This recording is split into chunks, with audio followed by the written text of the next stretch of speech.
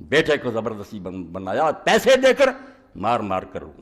تو آزاد لکھتے ہیں یہ البلاغ 55 صفحہ، چھٹی جلد۔ سمجھ لو اس کو، اگر دین کو سمجھنا خدا کے لیے پہلے دین کو تو سمجھیں، حسین خود ہی سمجھ آ جائے گا، اور یزید کا بھی پتہ چل جائے گا۔ یہاں نہ نمازوں کی بات ہے، نہ روزوں کی، نہ حج کی، نہ شراب کی، دین کی اصل کی بات ہے کہ خلافت اس طرح لینا انتہائی جرم ہے۔ آپ ساری دنیا میں لوٹ لیں، اتنا جرم نہیں جتنا تخت پر قبضہ غیر آئینی جو ہے یہ جرم ہے۔ ساری عدالتیں بک جاتی ہیں، پھر جج ٹیلی فون کر کے پوچھتے ہیں کہ کیا فیصلہ کریں، مشورہ لیتے ہیں، ہر چیز تباہ ہو جائے۔ ساری چیزیں آپ کے سامنے کو بیان کرنے کی ضرورت ہے، کوئی نہیں پھر رہتا دین پر، ہر شے کیا سودا ہو جاتا۔ تو لکھتے ہیں یزید کی شخصی خلافت کی بیعت کے لیے جو ہاتھ بڑے تھے وہ اسلام کی جمہوریت کا کما کرنا کرتے تھے۔ وہ بیعت نہیں تھی محض اسلام کو چھری پھر رہی تھی کہ اسلام کی جو آزادی اور جمہوریت برباد، اور مذہب کی قربانیاں صرف امر بالمعروف و نہی عن المنکر ہی کے لیے ہوا کرتی ہیں، اور دین میں جو حکم ہے کہ برائی ہو تو اس کو روکو۔ اللہ نے کہا جان اسی لیے دی ہے کہ دو، اس لیے جب اسوہ ابراہیمی کے زندہ کرنے کا ٹھیک وقت آ گیا، یہ ہے حسین کو سمجھتے، ابراہیم علیہ السلام والا نمونہ کہ دے دے بیٹے اللہ کی راہ میں، وقت آ گیا کہ تو بھی اسی کا بیٹا ہے اور رسول اللہ کا بچہ ہے، دے قربانی، دین ذبح ہو رہا ہے۔ تو خاندان نبوت کے زن و مرد، بال بچے، غرض ہر فرد نے اس میں حصہ لیا۔ 18 بچے فاطمہ کے، بیٹے بھتیجے پوتے چل پڑے، چھوٹے چھوٹے بھی تھے، عورتیں بچی۔ فرمایا تو خاندان نبوت کے زن و مرد، بال بچے، غرض ہر فرد نے اس میں حصہ لیا، اور جن قربانیوں کے پاک خون سے زمین کی آغوش اب تک خالی تھی، خون منگتی سی زمین، ان سے کربلا کا میدان رنگ گیا۔ یہ چند سطریں پڑھی، کیا کروں، پوری کتاب پڑھوں تو آپ کا پتہ چلے نا کہ میں جو چلا رہا اس لیے کہ میں اسلامی نظام کو جانتا ہوں، میں رفع جانا امین کے مسئلے نہیں، میں شرعی قانون کا عالم ہوں کہ دین ہے کیا اور حکومت کیسے بنتی ہے، امیر المومنین کون ہوتا ہے اور اس کے کیا حقوق ہیں۔ دوسری جگہ پھر لکھتے ہیں یہی رشوت، مقدام ابن مادی کرب رضی اللہ تعالیٰ آئے ہوئے ہیں امیر معاویہ کے پاس، جب وہ حاکم بن گیا، بات ہو گئی کہ حضرت حسن رضی اللہ فوت ہو گئے، انہوں نے انا للہ پڑھا۔ اس معاویہ نے کہا کہ تم انا للہ پڑھتے ہو معاویہ حضرت حسن پر، اس کا مرنا کوئی افسوس کی بات ہے، نکالو مسند احمد اور ابو داؤد شریف۔ اس نے کہا توبہ توبہ توبہ، حضرت حسن کا مرنا مصیبت نہیں تو اور کون سی بات مصیبت ہوگی، اور اس سے بڑا کوئی صدمہ ہوگا کہ رسول اللہ کے میں نے دیکھا کہ آپ نے اس کو اپنی گود میں بٹھایا ہوتا تھا اور دعا کرتے تھے، اے اللہ میں اس سے محبت رکھتا ہوں، تو بھی محبت، تو اس کو کہتا تو دعا مصیبت کہ حسن کا مرنا کوئی افسوس کی بات ہے؟ کہتے نہیں، اس نے حکومت دے دی، ملا کیا پھر اس کو؟ اس کے باپ پر لعنت ممبروں پر ہوتی رہی، اس کی موت پر خوشیاں منائی گئیں، اور ایک درباری نے کہا دمراتن اطفال، وہ تو آگ کا ایک انگارہ تھا جو اللہ نے بجھا دیا، بہت اچھا ہوا وہ ہمارے راستے سے ہٹ گیا، حدیث۔ تو حضرت مقدام نے کہا میں نہیں دربار سے جاؤں گا، میں اللہ کی قسم تجھے جلا کر جاؤں گا۔ تو اس نے میرا سینہ جلا دیا کہ رسول اللہ کے بچے کے بارے میں یہ باتیں کی۔ اب اللہ کی قسم اٹھا کر کیا کہتے ہیں، ریشم جو ہے حضور نے مردوں کے لیے حرام نہیں کیا، سونے چاندی کے برتنوں میں کھانا نہیں حرام کیا، درندوں کی کھالیں بچھا کر ان کو فرش بچھانا جو ہے منع نہیں کیا، مانی ساری باتیں میرے ماں۔ انہوں نے کہا اب اللہ کی قسم اٹھا کر کہا کہ یہ سارا کچھ تیرے محل میں ہو رہا یا نہیں ہو رہا۔ شرمندہ ہو گیا، کہنے لگا یار اس کو دو توڑے، وہی چال کہ یہ نہیں مانتا، بعد روپیہ لاؤ، پھیلیاں، باقیوں نے لے لی، مقدام نے ہاتھ نہیں لگایا، کہنے لگا یہ بڑا سخی آدمی، بڑا سخی ٹال بات۔ تو کیا لکھنے آزاد اس پر؟ اس امیر معاویہ کی سیاست یہ تھی، وہ آ رہی ہے، اسی کی نسلیں ہمارے ملک میں بیٹھی ہوئی ہیں۔ امیر معاویہ کی سیاست یہ تھی کہ مال و دولت کے چھینٹوں سے گرم دلوں کو ٹھنڈا کیا کرتا تھا۔ یہ ہم روتے ہیں کہ رشوتیں دیتے ہیں، پلاٹ دیتے ہیں، کام یہی کیا کہ جس کو دیکھا یہ گرم ہے اوپر ڈال دو پیسے۔ مسلمانوں کو طمع مال کی راہ سب سے پہلے اسی نے دکھائی، یہ کوئی تاریخ نہیں، خدا کی قسم حدیثیں بھری، پیسے دینے اس نے شروع۔ اور اس بارے میں زکوٰۃ کو جو ناجائز استعمال کیا، آپ دفتر اٹھائیں جہاں یہ باب ہے کہ ظالم بادشاہوں کو زکوٰۃ دینی چاہیے، اگر امیر معاویہ کا تذکرہ ہے میرا سر کاٹ دو۔ صحابہ سے لوگ پوچھتے کہ دیس کو اپنے کپڑوں اور خوشبوؤں پر ضائع کر رہا اور اپنے چیلوں کو دے رہا، کرپشن کی حد کر۔ انہوں نے کہا حضور نے فرمایا تھا ظالموں کو دے دو تم بری ہو جاؤ گے، مجھے وہ احادیث صحیح نکال کر دکھاؤں گا۔ کس دور کی تو حمایت کر رہے ہو جس کے بارے میں حضور نے فرمایا ظالم بادشاہ سے اللہ سے ڈر جاؤ، انہوں نے دین برباد کیا، تم ان کی نجات حمایت کرتے ہو۔ تو فرماتے ہیں مسلمانوں کو طمع مال کی راہ سب سے پہلے اسی نے دکھلائی، اس نے یہ لالچ دیا کہ پیسے دو لوگوں کا ایمان خریدو۔ چنانچہ اس موقع پر بھی یہی اصول کام میں لایا گیا۔ جب حضرت مقدام نے ذلیل کر دیا، یہی اس نے حکم دیا کہ مقدام کو فوراً نام و اکرام سے مالا مال کر دیا جائے، لیکن مقدام نے جو کچھ پایا اسی وقت فقراء کو تقسیم کر. ابو داؤد سے مسلم، کسی کو تلوار کے ذریعہ دباؤ، کسی کو رشوت. اب کیا ظلم تھا جس کے بارے میں یہ الہلال 7ویں جلد اوائل عہد اموی کی اسلامی ذہنیت ایک بڑھیا خلیفہ کے دربار میں. مگر مٹتے مٹتی دین مٹتا. اب بھی کچھ لوگ تھے جو نکل آتے تھے دربار میں جا کر شرمندہ کر دیتے تھے. یہ یہاں لکھا ہے جب امیر معاویہ تخت سلطنت پر متمکن ہو گئے 525واں، تو ایک دن یہ اپنے قبیلہ کی شکایت لے کر دربار میں پہنچی. عورت تھی سودا بنت عمارہ، مگر یہ حضرت علی کی جنگ صفین میں معاویہ کے خلاف لوگوں کو بھڑکاتی تھی، بہت قابل تھی، خطبے لیتی تھی. جو گفتگو اس میں امیر معاویہ میں ہوئی تاریخ اسلام کے اوراق میں محفوظ کر لی. پتہ ان کو بھی تھا، جانتے تھے کہ یہی سودا ہے جو میری مخالف تھی بڑی. وہ ساری باتیں نہیں پڑھوں گا. یہ وہ وقت تھا، بس یہ پڑھنا کہ یہ وہ وقت تھا کہ خلافت راشدہ کا دور حریت ختم ہو چکا تھا. وہ خلفائے راشدین کا دور نہیں تھا کہ جس کا جی چاہے سچی بات کہہ دے. اور امیر معاویہ رومی و ایرانی شہنشاہ کے جاہ و جلال سے تخت خلافت کو روشناس کر چکے تھے.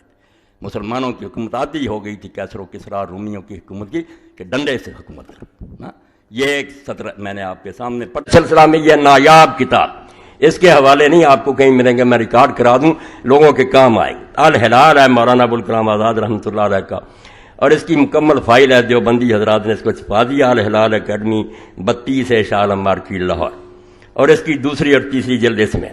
تو دوسری جلد میں سے میں پڑھتا ہوں. انہوں نے جب اسلام کی حکومت کے بارے میں لکھا کہ اسلامی حکومت جو ہے جیسی حکومت لوگوں نے نہیں دیکھی. نہ بادشاہ رعیت کا کوئی فرق، بادشاہ تو کہتے ہی نہیں، نہ لباس میں، بلکہ یقین جانے رعایا کے آدمی کا مکان اچھا، اس کی خوراک اچھی، اس کا لباس. خلیفہ کا حال اس سے بعد خراب. ہاں یہ تھی اسلامی حکومت. تو یہاں لکھتے ہیں، یہ 6 صفحہ دوسری جلد کا. سن لیں، میں یہاں تک جاتا ہوں تو ایسے ہی نہیں جاتا. اماموں کے دفتر ہیں میرے پاس 1400 سال کے، جو پڑھنے کے بعد کہتا ہوں کہ یہ باغیوں کا گروہ تھا. معاویہ رضی اللہ باغی تھے خلیفہ برحق کے خلاف، اور یزید بھی باغی تھا. یہ بھی سمجھا دوں گا کہ اماموں نے کہا باغی وہ نہیں جو حکومت کو نہ مانے، یہ حکومتوں نے گڑھی ہے اس طرح. باغی وہ ہے جو حق والے کا مقابلہ کرے، جو حق پر ہوگا وہ ایک ہی ہوگا، وہ الحق ہے. جو اس کی مخالفت کر رہے ہوں گے وہ بادشاہ اور سارے ہوں گے باغی. یہ فتح الباری اور المحلات لکھاؤں گا. یہ ایسی بات اگر ریکارڈ نہ کراؤں تو شاید دین کا یہ حصہ گم ہو جائے. قیامت تک اس کو یہ میں یاد کرا دینا چاہتا ہوں کہ لوگوں خلافت کے لیے تڑپتے رہو. دن رات تمہارے دلوں میں یہ تمنا ہونی چاہیے کہ اسلامی خلافت دنیا میں آئے. اس کے لیے کوئی کام کر رہا اس کا ساتھ دو، کتابیں پڑھو، دلوں میں یہ جوش جگاؤ اور یہ آگ بھڑکاؤ کہ اگر اسلام کا راج نہیں دنیا میں تو مسلمانوں کا جینا جلا یہ ذلت کی زندگی ہے. خدا کی کتاب معطل اور بندوں کے قانون دنیا پر چلے رہے. سن لیں، ہمارا عقیدہ ہے کہ اگر قیامت کے دن دنیا کے ظالموں کی صفوف عام فساق و فجار سے الگ قرار دی جائیں گی، دوسرے مجرم الگ ہوں گے، ظالموں کی صف الگ، تو ان میں سب سے پہلی صف یقیناً بنی امیہ کی ہوگی. انہی ظالموں نے اسلام کی اس روح حریت کو غارت ظلم استبداد کیا، اور اس کے عین عروج اور نشر و نما کے وقت اس کی قوت نمو کو اپنے اغراض شخصیاری سے کچھ ہٹا. یہ جرم ہے. یزید کی میں شراب کو نہیں روتا، نمازیں چھوڑنے کو نہیں روتا، اس جرم کو روتا جو حضرت معاویہ رضی اللہ عنہ نے کیا. فرماتے انہوں نے ظالموں نے اسلام کی وہ آزادی کی روح کہ ایک ادنا بدو مسجد میں سے اٹھ کھڑا ہوتا کون، ہم نہیں تیری بات سنیں گے اور نہ مانیں گے، پہلے مطمئن کر کہ یہ کرتا کہاں سے لیا. ایک ایک چادر ہر ایک کو ملی ہے، تیرے جیسے لمبے آدمی کا کرتا کیسے بن گیا. یہ تھی آزادی کی روح جو غلاموں اور ادنا بندوں میں حضور نے بھر دی تھی، مگر اس کو انہوں نے چھین لیا. ایک طرف روپے تقسیم کیے، دوسری طرف تلوار لہرائی کہ جو بولے گا سر اڑا دیا جائے. ظالموں نے اسلام کی اس روح حریت کو غارت ظلم استبداد کیا، اور اس کے عین عروج اور نشو و نما کے وقت اس کی قوت نمو کو اپنے اغراض شخصیہ کے لیے کچل ڈالو، اپنے ذاتی مفادوں کے لیے اس روح کو کچل ڈالو کہ نہیں بولنے دیں گے کسی کو. حالانکہ اگر ذرا ترقی ملتی ابو بکر عمر کی طرح، ادنا بندے آج بھی یہاں سے پکڑ لیا کرتے کمانڈر ان چیف کو کہ کیا ہو رہا، مگر نہیں، وہ روح کچل دی. نمازیں ہوتی نہیں، نمازیں نہیں کوئی روکے گا، آپ فکر مند نہ ہو. سکھ بھی آ جائیں گے تو نہیں روکیں گے. اگر یہ اسلام ہے تو خوش رہیں. ملا کو جو ہے ہند میں سجدے کی اجازت، نادان یہ سمجھتا ہے اسلام ہے آزاد. اور پاگلو، اسلام اس کا نام ہے؟ اسلام حکومت کرنے کا نام. اپنی حکومت ہو، غیروں کی حکومت میں یا وہاں انقلاب لاؤ یا ہجرت کرو.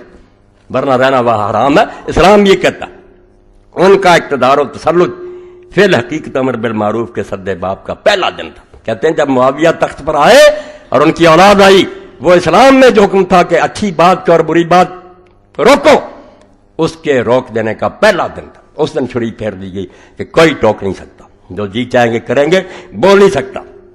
نہ صرف یہ کہ انہوں نے اسلام کی جمہوریت کو غارت کر کے اس کی جگہ شخصی حکومت کی بنیاد ڈالی، جو یقیناً اعتقاد قرآن کی روح سے کفر جلی ہے. ان ملاؤں کو کون سمجھائے؟ وہ کہتا ہے جب جمہوری حکومت ختم ہوگی اور شخصی حکومت بن گئی کہ میرا راج اور بعد میں جس کو چاہوں گا دوں گا نا. عبد الملک ولید کو دے گیا، سلیمان بیٹے کو دے گیا، مگر ولید کی نیت خراب ہوگی. اس نے چاہا میں باپ کی وصیت ختم کر دوں، یعنی تماشا بن گیا اسلامی حکومت. مسلمان بس دیکھتے ہیں کون آ رہا، بول نہیں کچھ سکتا کہ کیا ہو رہا. ولید کا جی چاہا اپنے بیٹے کو دے جاؤں. اور یہ جرنیل جو تھے حجاج بن یوسف اور محمد بن قاسم قتیبہ میں، یہ بھی ساتھ ہوگا. انہوں نے کہا ٹھیک ہے، ولید ٹھیک کہتا، اس کے بیٹے کے سامنے ہو جائیں گے. جدھر رخ دیکھتے ہیں بادشاہ کو ادھر ہو جاتے ہیں نا. سلیمان کو پتہ چل گیا، اس نے کہا میں نہیں یہ وصیت بدلنے دوں گا. خیر ولید مر گیا، سلیمان آ گیا. اس نے بیٹھتے حجاج کو بھی مطلب کیا، جائیداد ضبط کی، برے حال میں مارا. محمد بن قاسم کو گھوڑے کے پیچھے باندھ کر مارا کہ تم میری وصیت ختم کرنا چاہتے. یہ اسلامی حکومت سے یہ تماشے بنے. پھر قتیبہ بن مسلم مرا، موسیٰ بن نصیر گلیوں میں دھکے کھاتا، سارے جرنیل اس نے مطلب کر کے برے حال میں انہیں مارا. تو یہ حکومت تماشا بنا دی مسلمان نہیں بول سکتے، ان کا کوئی دخل نہیں، ہم کوئی زبردستی بیٹھ جائیں کس کو دیتے جائیں. تو مولانا لکھتے ہیں یہ قرآن کی اسے کفر جلی ہے. چھوٹا کفر نہیں، ننگا کفر ہے کہ ایک انسان بادشاہ بن جائے. بلکہ سب سے بڑا جرم یہ کیا کہ اظہار حق اور امر بالمعروف کی قوت کو تلوار کے زور سے دبا دینا چاہا. پچھلوں نے نہیں، معاویہ نے.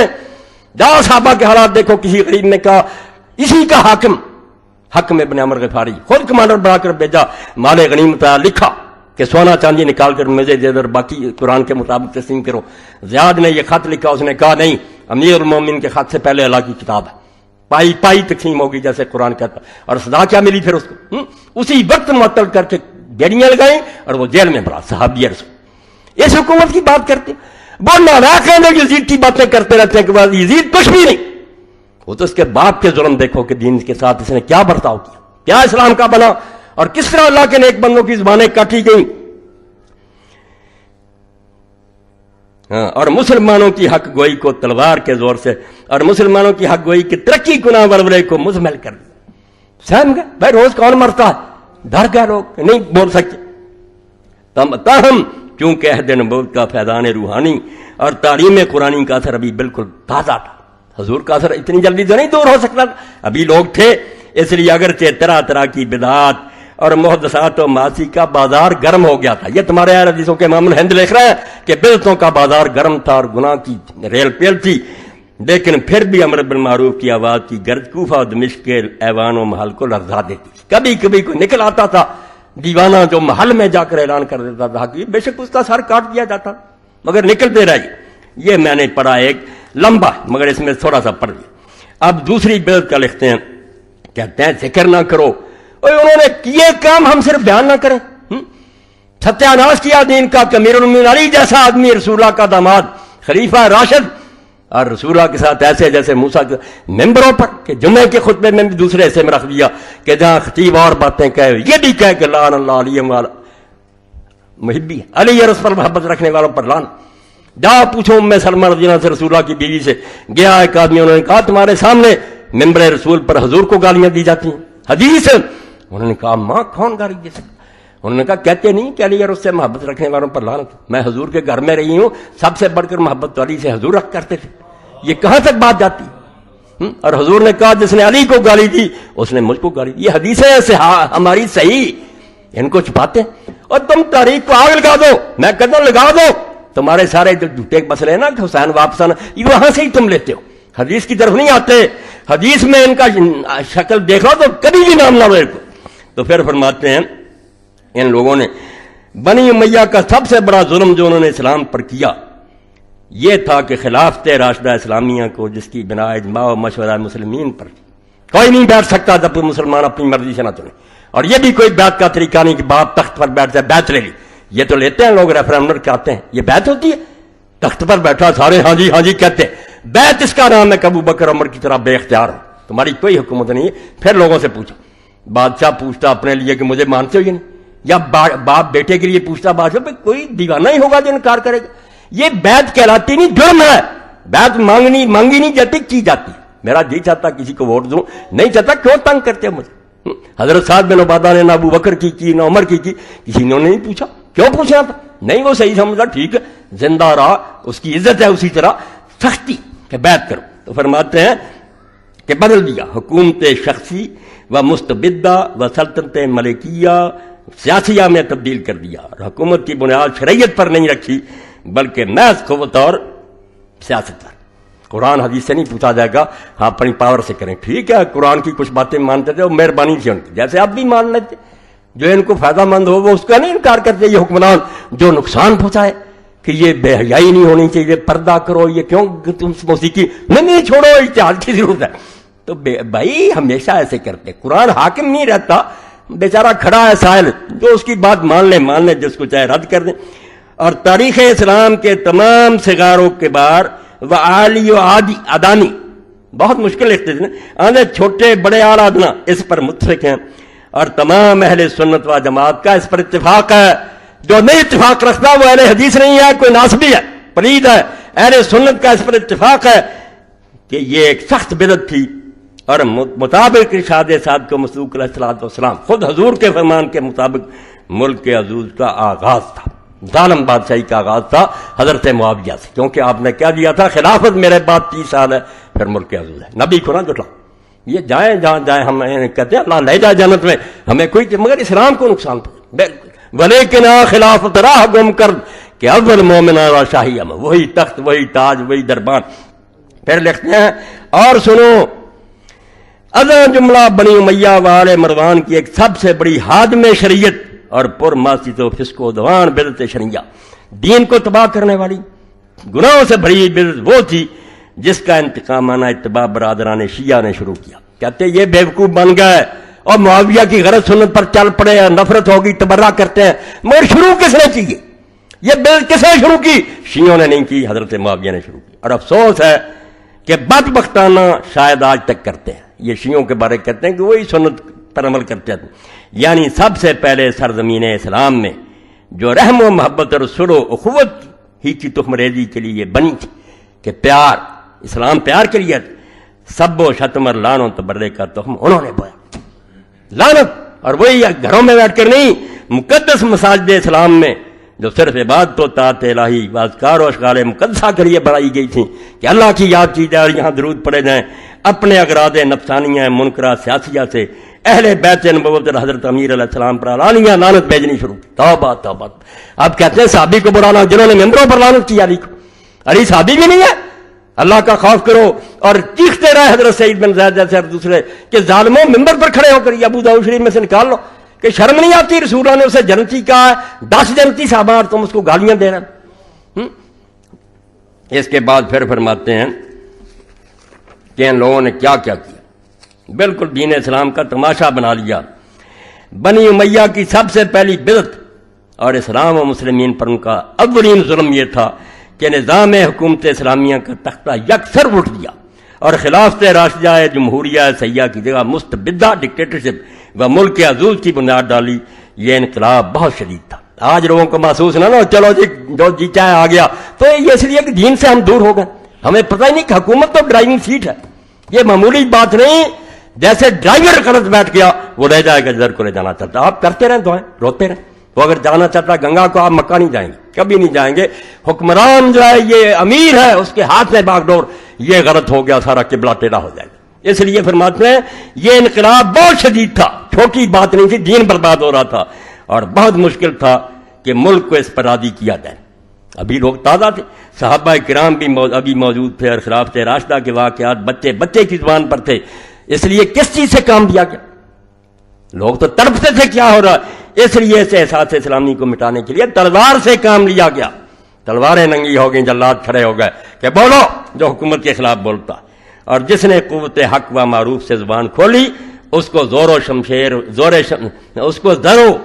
و خنجر. زاربی ابن استیاب لکھتے ہیں ابن عبد البر استیاب میں کہ لوگوں نے پوچھا کہ معاویہ کیوں کامیاب؟ اور اس نے کہا میں نے بیت المال سے لوگوں کو دینا شروع کر دیا، لٹا دیا خزانہ. جہاں سے عمر ایک انگلی شاید کی نہیں لیتا تھا جب تک امت سے اجازت نہیں لیتا. کرپشن شروع کر زور و شمشیر و خنجر سے چپ کرایا گیا. رفتہ رفتہ احساس منقلب اور خیالات پلٹے کھانے لگے. 14ویں صدی تک پہنچتے پہنچتے سب کچھ بدل گیا. لوگوں کے دل سے وہ بات ہی نکل گئی کہ یہ حکمران کیا کرتے ہیں ٹوکنا, اور حقیقت روز بروز مستور و محجوب ہوتی گئی, مٹ گئی ساری. اب ایک آخری حوالہ پڑھ دوں اس لیے کہ یہ نہیں ملیں گی دوسری تیسری جلد جو ہے الہلال کی. ان کو تو لوگ ڈھونڈتے تھے اس زمانے, داخلوں کے آگے کھڑے ہوتے تھے مسلمان کے الہلال کب آتا ہے. اس کی جو زبان تھی ٹھیک ہے وہ بعد میں کانگریس میں مل گئے مایوس ہو کر مسلمانوں سے, مگر الہلال اور بلاغ نے مسلمانوں میں جان پھونک. یہ پرچے اگر کوئی پڑھے گا پتہ چلے گا کہ اسے مردہ مسلمانوں میں جان کس نے پھونکی. جہاں جہاں مسلمانوں پر ظلم ہو رہا تھا سارا. تو فرماتے ہیں یہ اب امام حسین کے بارے میں اشرا محرم الحرام, اس میں سے باقی چیزیں پھر پڑھوں گا. آج صرف اتنا ہی پڑھوں گا کہ کیا تھا یہ جس کے خلاف حسین اٹھا. بنی امیہ کی حکومت ایک غیر شرعی حکومت تھی. کوئی حکومت جس کی بنیاد جبر و شخصیت پر ہو کبھی بھی اسلامی حکومت نہیں ہو سکتی. ہاں بے شک وہ ولی ہو, نمازیں پڑھے, تہجد پڑھے, ظالم جو لوگوں کی مرضی کے بغیر آیا وہ غاصب ہے. میری زمین پر اگر کوئی قبضہ کر لے, وہاں وہ نمازیں پڑھے, مسجد تعمیر کرے, وہ غاصب ہے. زمین میری اس نے چھینی ہے, اس کا سارا کام غلط, اس کا ایک عمل بھی درست نہیں. انہوں نے اسلام کی روح حریت و جمہوریت کو غارت کیا اور مشورہ اجماع امت کی جگہ محض غلبہ جابرانہ اور مکر و خدا پر اپنی شخصی حکومت کی بنیاد رکھی. اس کو سمجھنے کے لیے ذرا پھر بعد میں چلتے جائیں آپ. بنو مروان کی جیسے میں کوئی مثالیں دیتا رہتا ہوں, کوئی بیٹے کو دے گیا, کوئی بھائی کو دے گیا, کسی نے تلوار کے, مسلمان بیچارے دم بخود آ رہا کو جا رہا, یہ تماشا ہی دیکھتے رہے. ان کا نظام حکومت شریعت الہیہ نہ تھا بلکہ محض اغراض نفسانیہ و مقاصد سیاسیہ. ایسی حالت میں ضرور تھا, یہ سن لیں حسین کا کارنامہ, وہ جانتے تھے میں بدل نہیں سکتا, ان بچوں اور عورتوں کے ساتھ بدلوں گا. ایسی حالت میں ضرور تھا کہ ظلم و جبر کے مقابلہ کی ایک مثال قائم کی جائے. یہ جو مسلمان ڈرتے چپ ہو گئے ہیں, کوئی تو تھے جو بتائے کہ یہ سب غلط ہو رہا ہے اور حق و حریت کی راہ میں جہاد کیا جاتا. حضرت سید الشہداء نے اپنی قربانی کی مثال قائم کر کے مظالم بنی امیہ کے خلاف جہاد حق کی بنیاد رکھی, اور جس حکومت کی بنیاد ظلم و جبر پر تھی اس کی اطاعت و وفاداری سے انکار کر دیا. بس یہ نمونہ تعلیم کرتا, یہ ہے دین بچا جس میں ہے. میں کہتا ہوں اگر تھوڑا میں حق کہتا ہوں یہ حسین کا قصہ پڑھنے سے, ورنہ گونگے ہیں سارے کہ مسجد والے ناراض نہ ہو جائے گا. نہیں, رمز قراض حسین موختن زیاد چھے و شوراب, جو حسین کو پڑھے گا وہ خدا کی قسم کبھی حق نہیں چھپائے گا. کیوں چھپائے, قتل ہو جائے گا پھر کیا ہوگا. فرماتے ہیں پس یہ نمونہ تعلیم کرتا ہے کہ ہر ظالمانہ اور جابرانہ حکومت کا علانیہ مقابلہ کرو اور کسی ایسی حکومت سے اطاعت و وفاداری کی بیعت نہ کرو جو خدا کی بخشی ہوئی انسانی حریت و حقوق کی غارت کرو اور جس کے احکام مسبدہ و دائرہ کی بنیاد صداقت و عدالت کی جگہ جبر و ظلم پر. جو جبر سے حکومت کرتا ہے وہ ہمیں جانور سمجھتا ہے کہ میں ان کو ہنکوں. ہم انسان ہیں, ہمیں دلیل سے قائل کرو, ہماری رائے دو, اپنی رائے پیش کرو اور حضرت عمر رضی کی طرح اعلان کرو. جب کتاب الخراج میں قاضی ابو یوسف لکھتے ہیں فتوحات عراق کی صحابہ میں بحث ہوگی کہ ان زمینوں کا کیا کیا جائے. حضرت بلال رضی اللہ نہیں مانتے تھے کہ عمر پہلی رائے غلط, ایسا ہوگا. بحثیں ہوئیں, صحابہ کا اجتماع ہوا, حضرت عمر رضی اللہ نے اعلان کیا کہ مجھے مشورہ دو اور میں بھی تم میں سے ایک آدمی ہوں, میری کوئی زیادہ رائے نہیں, نہ میرے 2 ووٹ ہیں نہ ویٹو ہے, جو مشورہ دو گے یہ ہے اسلامی حکومت.